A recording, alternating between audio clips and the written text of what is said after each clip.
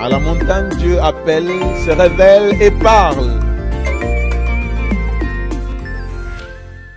Dans le chapitre d'aujourd'hui, notre sous-thème de ce soir, nous l'avons intitulé les larmes, la chevelure et les pieds. Alors nous allons lire deux passages. Nous allons lire Marc chapitre 14. Marc chapitre 14. Nous lirons les versets 3. Marc chapitre 14. Et nous lirons les versets 8 et 9.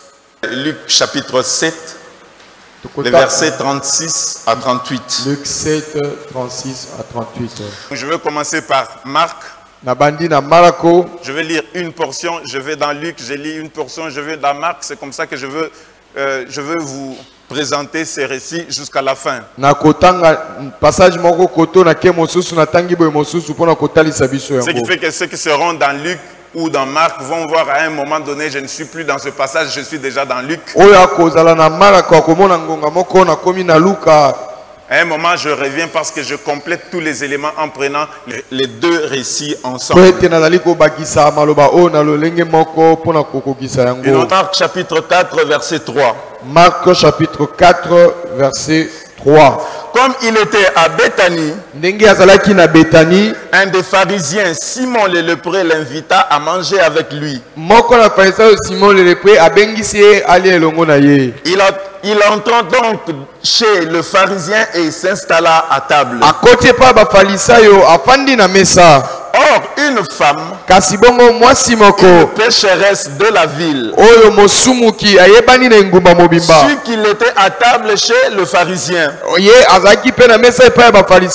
Elle entra pendant qu'il était à table.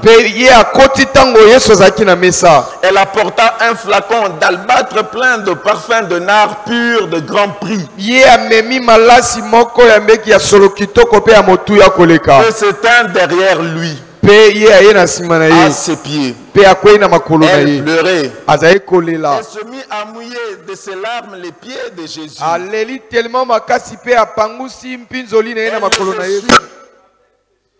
Pe apangusi yango na makolo na ye. Pe apesi ye le peuple. Ye apasoli malasi. Et répandit le parfum sur les pieds et sur la tête de Jésus. Ye asopi malasi na makolo na Yesu. Maintenant les versets 8 et 9 de Marc 14. Verset 8 à 14. Elle a fait ce qu'elle a pu. Asali oyo bongaki ye asala. Elle a d'avance embaumé mon corps pour mon ensevelissement. Pe asali asukoli mako pona ko bongisa yango malamu. Amen, je vous le dis. Ngamoko na ko ebisabino. La bonne nouvelle sera prêchée. Esika nyonso sango malamu ekotema na mokili mobimba.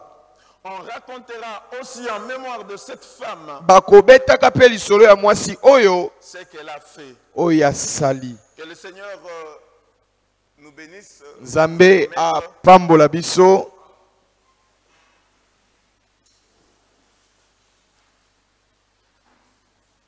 Bien-aimés, nous venons de lire avec vous balingami touti kotanga elongo na biso deux passages tirés matangi mibale oyo ebendami de deux des trois évangiles, na basango mibale to misato ya basango, à savoir Matthieu, Marc et Luc, na Matayo, Marc pe Luka, qui se lisent en colonne. Oyo bango zai kotalisa malokola ba boko. Parce que pratiquement tout Marc se trouve dans Matthieu. Poete Marc nyonso ezalaka na kati ya Matthieu. Et pratiquement tout Marc se trouve dans Luc. Pe Marc nyonso mokanda ya Marc nyonso ezalaka pe na Luka. Alors, chez les Juifs, kasi epai na Bayuda, ils avaient l'habitude de se fréquenter. bazalaka na lomesano ya kokutanaka. Notamment le jour de sabbat. Mingi mokolo na sabata. Le repas le plus important de la semaine. Oh bazali kobongisa bilei ya lomesano na suka na semaine. On avait l'habitude d'aller visiter ses frères. Ndenge bazaki na lomesano ya kokende kotala baninga na bango. Des amis pour partager un repas ensemble. Pona kobenga baninga kokabola bilei elongo. Comptez que cela se faisait aussi lors de grands événements. Yango peza kosala mana tango ya lipati to makambo ya minene. Alors dans ce récit, la Bible Bible nous montre que comme Jésus était à Béthanie, c'est dans ce contexte-là, c'est dans cette culture-là, qu'un des pharisiens nommé Simon le lépreux va l'inviter pour manger avec lui.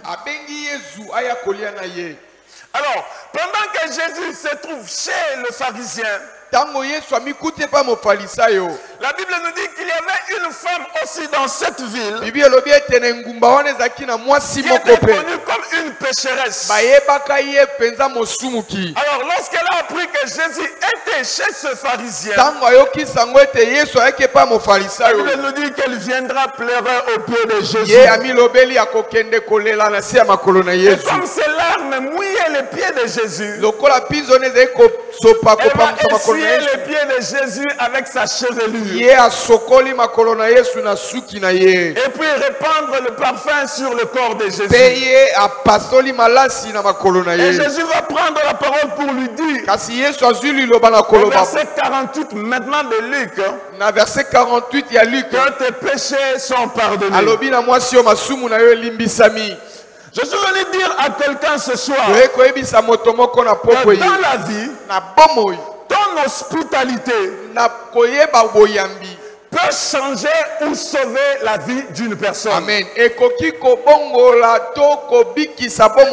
Écoutez, si la famille d'Arab n'a pas été tuée, c'est à cause de l'hospitalité. Car l'Arabe avait accepté d'accueillir et d'héberger les deux espions. Si Sarah avait eu un fils, c'est à cause de l'hospitalité. Parce qu'Abraham, même en plein midi, il ne s'était pas empêché d'aller arrêter des passants inconnus, les demandant avec instance de venir manger et boire chez lui, avant de continuer avec leur route. Je suis en train de dire à quelqu'un ce matin, ce soir, que ton hospitalité peut changer la vie d'une personne. Et c'est ce qui se passe aussi dans ce passage. Si cette femme a été sauvée, si cette femme a été pardonnée, si cette femme a trouvé la solution à son problème, c'est parce que Simon avait accueilli Jésus dans sa maison. Je suis en train de dire à quelqu'un ce soir, Ezana Mutumoko, ceux qui ont invité étaient na souka na mboulou. Ceux qui ont canicité kokabola naye, mwandamu ya biloko yo nzambe atie na maboko na yo, na souka na mboulou yo akola lanzala. Ton hospitalité peut changer ou sauver la vie d'une personne. Mais regardez, pour que cette femme soit pardonnée, pour que cette femme trouve la solution à son problème, la Bible nous dit que lorsqu'elle est entrée dans la maison de Simon le lépreux, elle s'est tenue derrière au pied de Jésus. Et elle ne faisait que pleurer. Ici, derrière parle de la honte. Car tous ceux qui étaient dans cette maison savaient qui et de quelle espèce de femme elle était. Sa condition faisait qu'elle vivait une vie de honte. La vie que cette femme menait l'avait catégorisé dans le corps de la honte. Écoutez, quand une situation qui n'est pas bonne, quand une situation anormale devient publique, devient connue de tous, eh bien la honte s'installe. moto azali kouteli likambo sonyela takaye. Quand une condition devient anormale, une condition plutôt qui est anormale, devient publique, devient connue de tous, la honte s'installe. Regardez, quand un voleur vole, généralement il n'a pas honte. Mais c'est quand il est arrêté, quand les gens découvrent que c'était lui le voleur, quand on découvre ce qu'il a fait comme acte, c'est à ce moment-là qu'il devient honteux. Il n'y a pas longtemps, dans une vidéo devenue virale, les agents d'un supermarché ont filmé une femme d'une trentaine d'années qu'ils avaient arrêtée en train de voler dans leur shop. Et dans cette vidéo, cette femme était en train de supplier pour qu'on ne divulgue pas son visage. Pourquoi? Parce qu'elle avait honte que son acte allait devenir public. Je suis en train de dire à quelqu'un ce soir qu'il y a des situations qui font honte. J'ai une bonne nouvelle pour quelqu'un ce soir. Pour tous ceux qui te font honte, il y a une solution pour toi. Tu ne comprends pas. Je suis en train de te dire que si c'est le célibat qui te fait honte, il y a une solution pour toi. C'est la maladie qui te fait honte.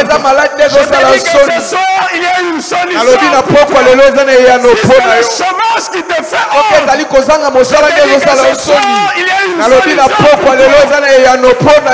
Écoutez, même en plein confinement, même en plein reconfinement, même en plein Covid-19, ma Bible déclare, mon Père agit jusqu'à présent, et il ne s'arrête pas là. Et Jésus-Christ est le même.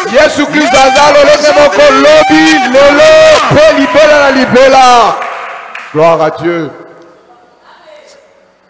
Maintenant, écoutez.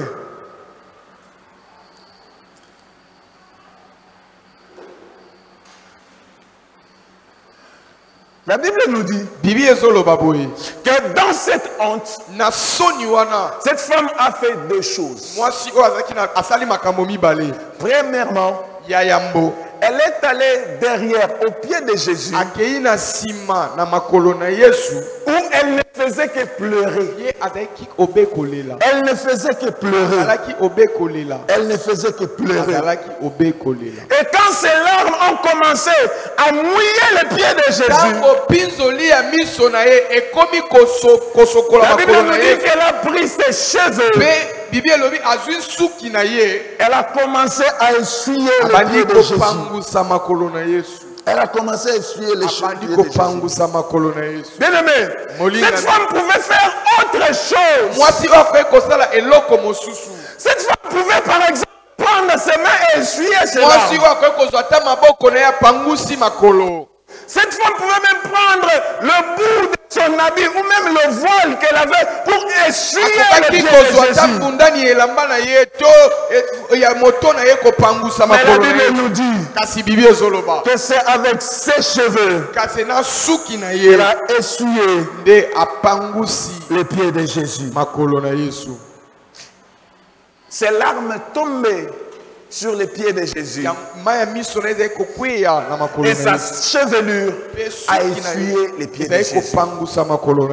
Je suis venu dire à quelqu'un ce soir que la vie d'un homme est caractérisée par deux moments. Il y a le haut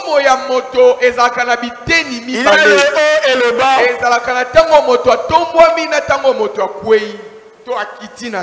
L'apôtre Paul parle de l'abondance et de la disette. Il dit, je sais vivre dans l'abondance et je sais vivre dans la disette. Et l'un des écrivains des Proverbes parle de la richesse et de la pauvreté. Quand il dit je demande deux choses à l'Éternel, ne me donne ni la richesse ni la pauvreté. Et dans ce passage, les deux moments de la vie d'une personne sont caractérisés par les larmes et la chevelure. Les larmes parlent de la souffrance ou de la douleur. Et la chevelure parle de la gloire. Je suis en train de vous donner le premier degré d'interprétation. Les larmes parlent de la souffrance ou de la douleur. Et les cheveux parlent de la gloire. Alors les pieds parlent de l'humilité. De la soumission. Bien aimé, quand cette femme faisait couler ses larmes, c'était la souffrance cachée de son cœur qu'elle répandait.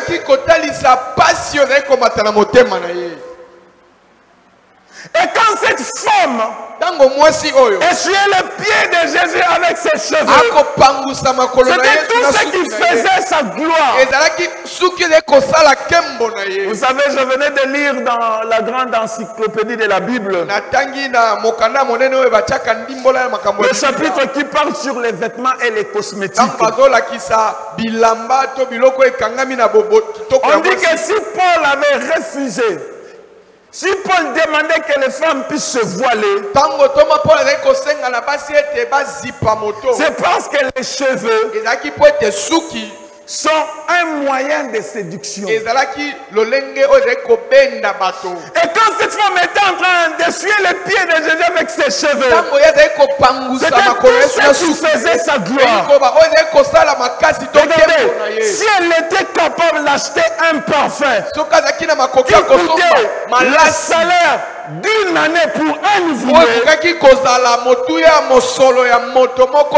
qu'elle avait de quoi entretenir ses cheveux. Ça veut dire que ce n'est pas n'importe qui pouvait s'offrir ses services. Donc tout ce qui faisait sa gloire, ce jour-là pour être sauvé, était en train de le baisser au pied de Jésus. Qu'est-ce que je suis en train de dire? Persévérer, c'est demeurer ou rester dans la présence du Seigneur dans les moments de souffrance et dans les moments de gloire. Amen. Persévérer, c'est demeurer dans la présence du Seigneur dans les moments de souffrance et dans les moments de gloire. Et l'une des clés pour persévérer,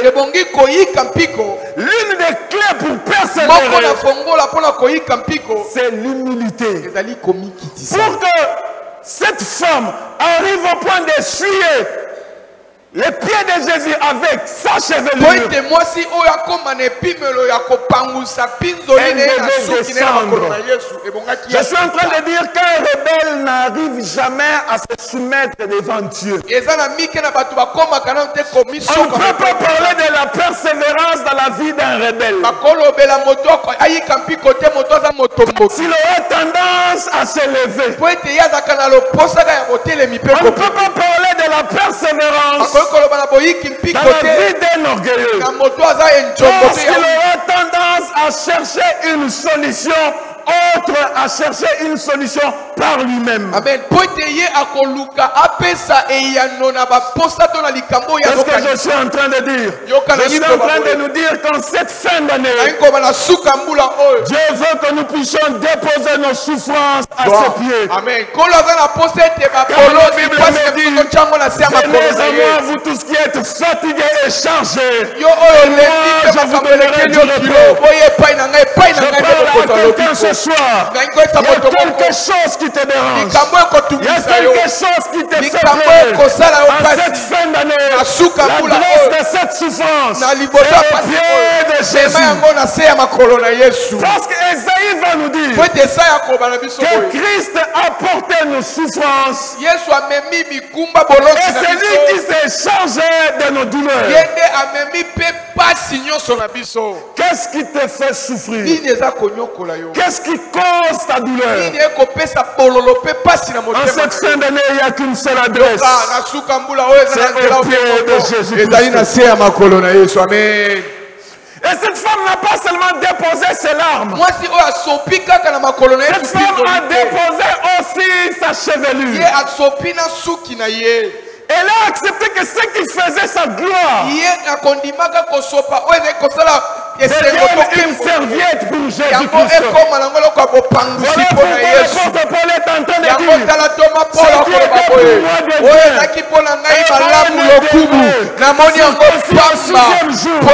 quant à la loi pharisienne, quant à la justice irréprochable, ce qui faisait pour moi, ce qui était pour moi, je l'ai regardé comme la Bible. Ce jour-là, pour saisir Christ, cette femme a jeté sa souffrance, cette femme a jeté sa gloire, afin de saisir Christ. La chevelure que cette femme utilisait pour essuyer les pieds de Jésus, c'était tout ce qui faisait sa gloire. Ce soir, je te pose la question. Qu'est-ce qui fait ta gloire? Est-ce ton diplôme? Est-ce ton diplôme? Est-ce ton mariage? Est-ce ton travail? Qu'est-ce qui fait ta gloire? Est-ce tes voyages? Je connais quelqu'un dans la Bible. On dit de lui que Dieu l'a souverainement élevé. Lui a donné le nom qui est au-dessus de tout nom. De sorte qu'au nom de Jésus, tout genou au ciel, sur la terre et sur la terre, et que toute langue confesse que Jésus-Christ je veux te dire pour cette fin d'année que ce qui fait ta gloire doit aller au pied de Jésus. Écoutez, je connais des personnes qui ont été près de la gloire, qui ont été les plus proches de la gloire. Mais écoutez, même dans cette position, même dans cette proximité avec la gloire, ma Bible me dit, quand ils ont vu l'agneau prendre les livres et puis en dehors, scellé de cette sceau, ils ont jeté leur couronne et ils ont dit, c'est toi qui je suis en train de dire à quelqu'un ce matin, ce soir, pour voir la main de Dieu en cette fin d'année, oublie tes titres, oublie tes galons, oublie ce qui fait ta force, oublie ce qui te place au-dessus de